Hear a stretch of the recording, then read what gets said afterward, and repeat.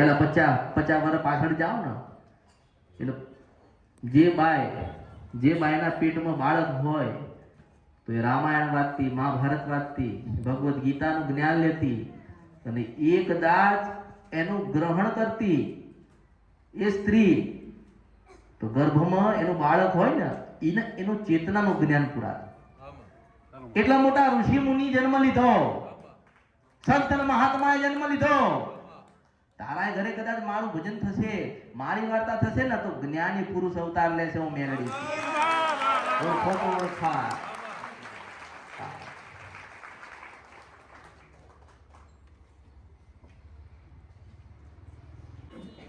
એટલે મેં બતાવ્યું એવું કાળકાને રાજી કરો અને એનો રાજીપો તારા ઘરમાંથી ઉઠશે નહીં.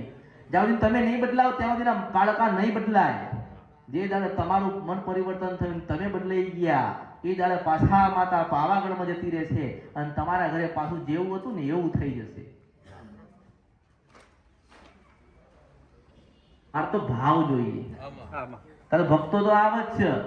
ના જોયું મને શ્રીફળ નું બતાવો એટલે અમે ન્યાય થઈ ગઈએ. મેં પૂછ્યું કેટલી વખત આવ્યા, તમે આવો ના આવો એનો મને હરખ શોખ નથી, પણ તમે કોકનું કરેલું મારી પહેલા પારખા લેવા આવો ને આ વાતનું દુઃખ થાય.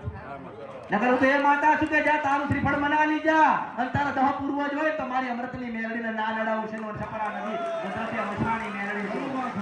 મને ના નડે ના નડે ના નડે કઈક માતા જગતમાં ઉઠાડી દીધી, આ સુધી મને કહેવા નહીં આવી. અને બીજે ઘડી નહીં, જો ઘડીને ઉઠાડીએ દઉં કારણ કે કાળીનો એક રાજા મેળડી છું. મારી સત્તા ચાલે છે કળિયુગમાં. હા, તમે જે લેવા આવ્યા છો એ મેં તમને આપ્યું. કેવી રીતે મળશે એ તને રસ્તો બતાવ્યો અને મારું ફળ ક્યારે ચાલુ થશે એ તને કીધું.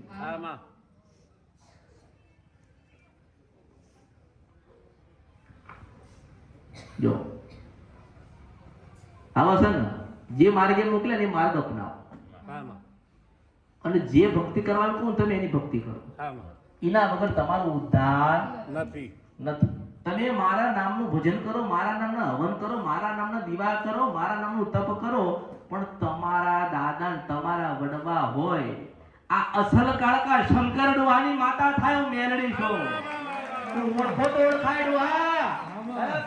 તારી ત્રીજી પેઢીએ જાય તો શંકર ડોહો તો હું મેલડી છું. આ પાવાગઢની કાળકા એની થાય. ખ્યાલ પડ્યો ને?